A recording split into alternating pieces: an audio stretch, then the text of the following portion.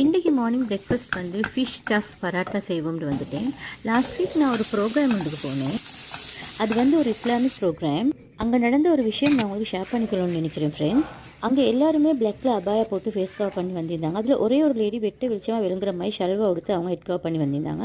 அவங்களோட நான் கொண்டு கதைச்சி கொண்டிக்க போகல. அவங்க செய்கிற அமலும் அவங்க இருக்கிற பக்குவத்தையும் பக்கம் எனக்கு ரொம்ப புதனமாக போய்த்துருச்சு. யாரையுமே நாங்கள் ஜட்ஜ் பண்ணப்படான்றது நான் அங்கே விளங்கி கொண்டேன். நாங்கள் நினச்சிக்கொண்டு இப்போ ஃபேஸ் கவர் பண்ணிக்கிறாங்க, பிளாக் கொடுத்திக்கிறாங்க, இவங்க நிறைய அமல் செய்கிறாங்க, இவங்க நிறைய பக்குவம் வைக்கிறாங்கன்ட்டு. அதையும் விட பக்குவம் வைக்கிறாக்கள் இருக்கிறாங்கன்றதை நான் அங்கே போய் விளங்கி கொண்டேன். அப்போவே நான் முடிவு பண்ணிட்டேன், நாங்கள் யாரையுமே உடையிலையோ தோற்றத்திலையோ பார்த்து ஒரு நாளுமே ஜட்ஜ் பண்ணப்படாண்டு. நாங்கள் யாராவது ஜட்ஜ் பண்ணுறோன்னா அவங்களுக்கு உள்ளுக்கு போய் அவங்களோட இன்டர்னலை பார்த்து தான் நாங்கள் ஜட்ஜ் பண்ணணுன்னு நாங்கள் விளங்கி கொண்டேன். இது மாதிரி எத்தனை பேர் ஜட்ஜ் பண்ணிக்கிறேன், அதை நினச்சி நான் இப்போ மிச்சமே கவலைப்படுறேன். அவங்க செய்கிற அமலில் ஒரு துளி கூட நாங்கள் செய்யலைன்னு நினைக்கிறேன். அவங்க இருக்கிற பக்குவத்தில் ஒரு துளி கூட பக்குவம் நாங்கள் இல்லைன்னு நினைக்கிறேன்.